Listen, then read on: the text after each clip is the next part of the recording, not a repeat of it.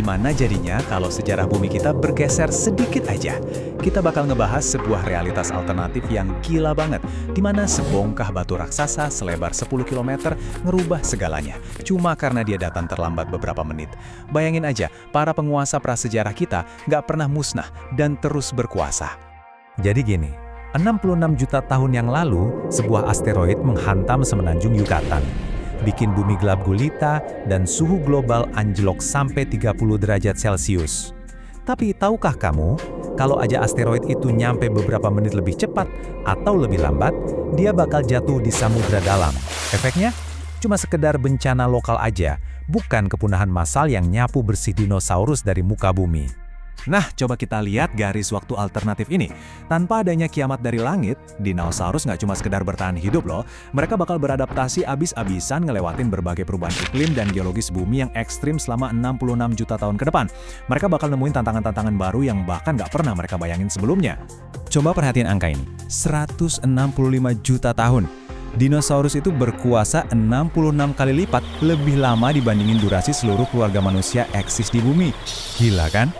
Ini benar-benar ngebuktiin kalau mereka itu sama sekali bukan produk gagal evolusi, kayak yang sering kita tonton di film-film. Sebaliknya, mereka adalah mahakarya biologis yang lagi berada di puncak kejayaannya. Dan fakta ini juga ngejelasin banget kenapa mamalia di zaman itu ukurannya cuma segede tikus atau musang. Gimana mau saingan coba?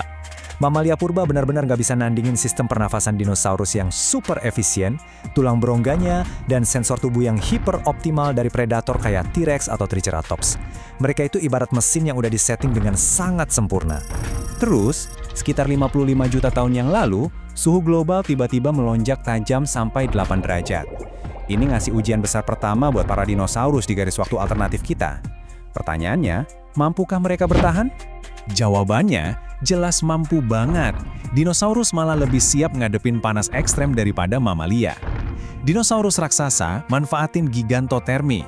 Ukuran raksasa mereka bikin suhu tubuh bagian dalam tetap stabil. Nah, buat yang ukurannya kecil kayak raptor, mereka manfaatin bulu mereka kayak sistem AC alami.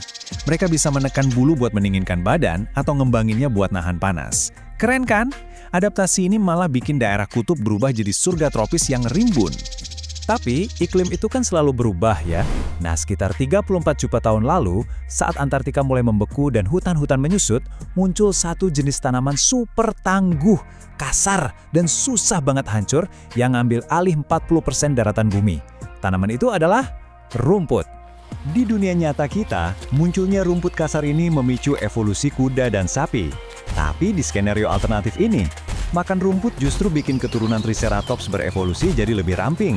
Dengan gigi yang bisa tumbuh terus-menerus, bayangin ada ribuan Triceratops bergerombol menjelajahi padang rumput, layaknya kawanan wildebeest di padang sabana Afrika.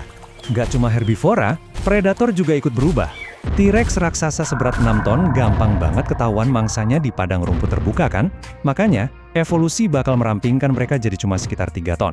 Mereka jadi jauh lebih gesit, berlari cepat, dan mulai berburu dalam kelompok dengan koordinasi tingkat tinggi. Persis banget kayak serigala modern.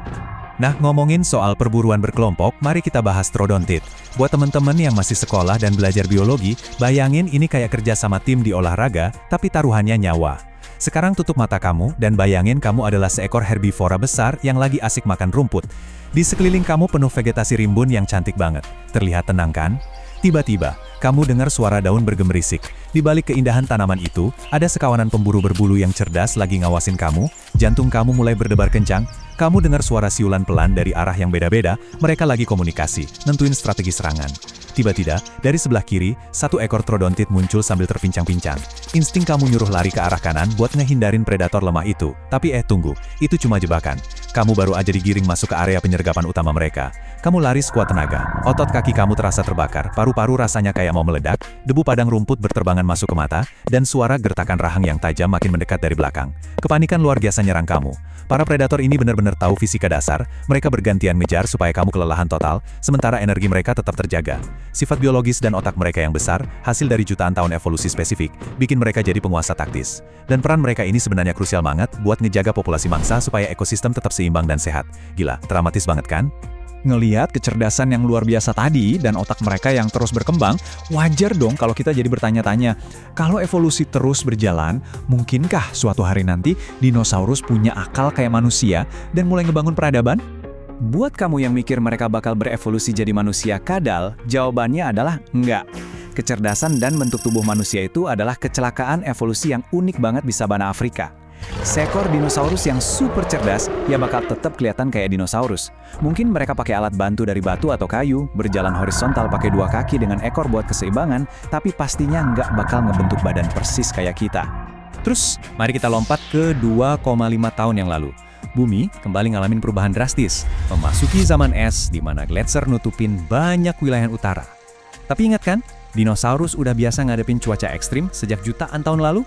Coba dia bayangin, kamu lagi mandangin padang salju Siberia yang beku di dunia alternatif ini, kamu nggak bakal nemuin mamut, tapi justru kawanan raksasa ceratopsian berbulu tebal yang lagi berjalan membelah badai salju.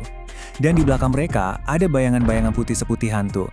Kawanan T-Rex berbulu tebal musim dingin yang lagi ngendap-kendap nyari mangsa. Wah, sinematik banget. Kalau kamu bisa berdiri di atas bukit di bumi versi alternatif ini, bentuk benua, lautan, dan gunungnya bakal sama persis. Tapi bedanya, kamu bakal ngelihat planet yang benar-benar liar. Planet yang keanekaragaman hayatinya meledak luar biasa, dan keseimbangan ekosistemnya berjalan sempurna tanpa sedikit pun campur tangan manusia. Sebagai penutup, saya pengen ninggalin kamu dengan satu paradoks yang benar-benar bikin merinding. Coba pikirin ini. Fakta bahwa kamu saat ini punya kesadaran buat nontonin penjelasan ini dan punya imajinasi buat ngebayangin betapa liarnya garis waktu alternatif tadi, itu semua cuma bisa terjadi karena ada sebuah batu raksasa yang jatuh dari langit 66 juta tahun yang lalu dan menyapu bersih mereka. Kalau asteroid itu telat semenit aja, kita nggak bakal pernah ada di sini. Luar biasa ya? Sampai jumpa di pembahasan seru berikutnya.